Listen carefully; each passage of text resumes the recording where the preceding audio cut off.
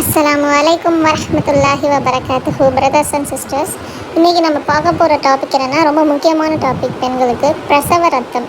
இதோட பொருள் விளக்கம் என்னென்னா, பிரசவத்தின் காரணத்தால் பெண்களிடமிருந்து ஏற்படும் இரத்தமாகும். நிஃபாஸ் என்று கூறப்படும். பிறந்த குழந்தை உயிருடன் இல்லாவிட்டாலும் சரியே.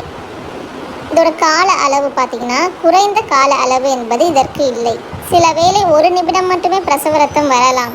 ஆதலால் பிரசவித்த உடனே ரத்தம் நின்றாலோ ரத்தமின்றி பிரசவித்தாலோ பிரசவ ரத்தம் நின்று விட்டதாக கணிக்கப்பட்டு தொழுகை, நோன்பு போன்ற வழிபாடுகளை தூய்மையான பெண்கள் செய்வது போன்றே இப்பெண்கள் செய்வதும் கட்டாயமாகும்.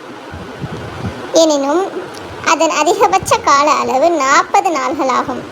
உம்மு சலமா ரலியல்லாஹு அன்ஹா அவர்களுடைய ஹதீஸ் இதற்கு ஆதாரமாக இருக்கின்றது. அவர் கூறுகின்றார், நபி ஸல்லல்லாஹு அலைஹி வஸல்லம் அவர்களுடைய காலத்தில் பேர் காலத்தை 40 நாள்கள் என்று பெண்கள் நிர்ணயம் செய்திருந்தனர். இதற்கு ஆதாரம் புகாரி, முஸ்லிம், அபூதாவுத், திர்மிதி. இந்த ஹதீஸை அறிவித்த பின் இமாம் திர்மிதி இவ்வாறு கூறுகிறார், பிரசவித்த பெண்கள் தொழாமல் இருக்கும் கால அளவு 40 நாள்கள் வரை. எனினும் அதற்கு முன்பே அவர்கள் தூய்மையாகிவிட்டால் குளித்து தொழ வேண்டும் என்று நபி தோழர்கள், தாபியீன்கள், அவர்களுக்கு பின்வந்த அறிஞர்கள் ஆகியோர் ஒருமனதாக கருத்து தெரிவித்துள்ளனர். 40 நாள்கள் கடந்த பின்பும் இரத்தம் வந்தால் தொழுகையை விடக்கூடாது என்பதே பெரும்பான்மையான அறிஞர்களின் கருத்தாகும். அஸ்ஸலாமு அலைக்கும் வரஹ்மத்துல்லாஹி வபரகாத்துஹு. அடுத்த வீடியோவில் நம்ம பார்க்க போகிறது என்னென்னா, மாதவிடாய் மற்றும் பிரசவ ரத்தம் வந்தவர் செய்யக்கூடாத செயல்கள். இன்ஷா அல்லாஹ்.